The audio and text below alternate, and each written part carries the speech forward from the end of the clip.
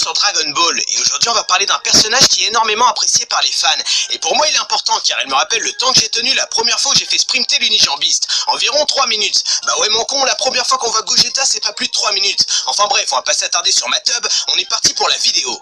La forme de Gogeta avortée. La fusion métamol se révèle être un art complexe car les deux individus doivent avoir un alignement, une danse et un niveau de puissance au même niveau. Si les critères ne sont pas remplis, la fusion donne naissance à un être imparfait, qui est souvent matérialisé soit par une corpulence grosse, soit par une corpulence maigre. Dans le film, suite à leur première danse ratée, Goku et Vegeta donnent naissance à Veku, un personnage qui sous ses grosses formes perd du ki, de la vitesse et peine à se déplacer.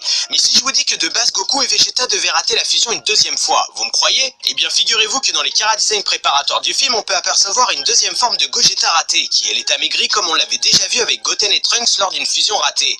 Et ce qui est drôle, c'est que même si le personnage n'est jamais apparu à l'écran, une carte Dragon Ball à son effigie était sortie en 1995 au Japon, dans la collection de cartes Dragon Ball Cardass. Gogeta, autant Goku que Vegeta. Ce qui est marrant, c'est qu'on kiffe Gogeta alors que c'est un personnage éphémère, comme si les meilleures choses étaient les plus courtes. Et c'est vrai, on va pas se le cacher, la première fois qu'on a vu Gogeta sous nos yeux d'enfants ébahis, on a tous eu une gaule de Saiyajin qui a failli déposer le drapeau sur la lune. Le flow qui dégageait accompagné des coups imparables rendait le personnage encore plus stylé. Au bout de 30 secondes de uppercut, t'avais tout de suite compris qu'il était pas là pour sortir Rocco dans le parc à bébé. En fait, si on kiffe Gogeta, c'est parce qu'il est autant Goku que Vegeta. Le secret de son chara-design fait qu'on adore le personnage, car il a été pensé de façon à ce qu'on voit autant Goku que Vegeta. Car si on prend la partie droite de Gogeta, on peut voir Vegeta. Et bien sûr, si on prend la partie gauche de Gogeta, on peut clairement voir Goku. Et oui les gars, Gogeta est juste une fusion des chara-design de Goku et Vegeta. Gogeta, le seul gagnant?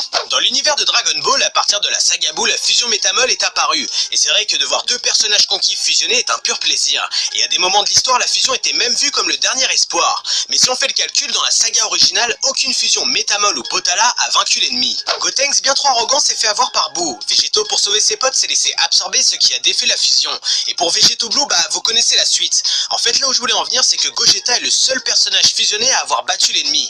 Après, c'est dommage qu'il ait fallu attendre un film pour voir ça. Putain les mecs, Genkidama de like pour faire venir Gogeta dans DBS. Les deux pères de Gogeta. La création des personnages des films n'a pas toujours été réalisée par Akira Toriyama. Et au final, c'est un mal pour un bien, car des fois des idées extérieures peuvent donner naissance à des personnages ultra badass, dont Gogeta. La première personne à avoir donné vie à Gogeta est Tadayoshi Yamamoru, qui est aussi le chara-designer de Janemba. Petite info complémentaire, pour la sortie du film, Tadayoshi voulait une affiche promotionnelle qui sort du lot. Il a alors décidé de réaliser un Goku et un Vegeta en noir et blanc, à l'arrière d'un Gogeta tout en couleur. D'ailleurs, il dira dans une interview que juste pour le Goku et le Vegeta, ça lui avait demandé une semaine de travail. Franchement, chapeau. Le deuxième papa de Gogeta, et plus précisément de Gogeta 4, est Katsuyoshi Nakatsuru, qui est aussi plus ou moins le papa de Bardock. D'ailleurs, Monsieur Toriyama a toujours apprécié Gogeta, car lui-même l'avait dessiné pour un livre Dragon Ball.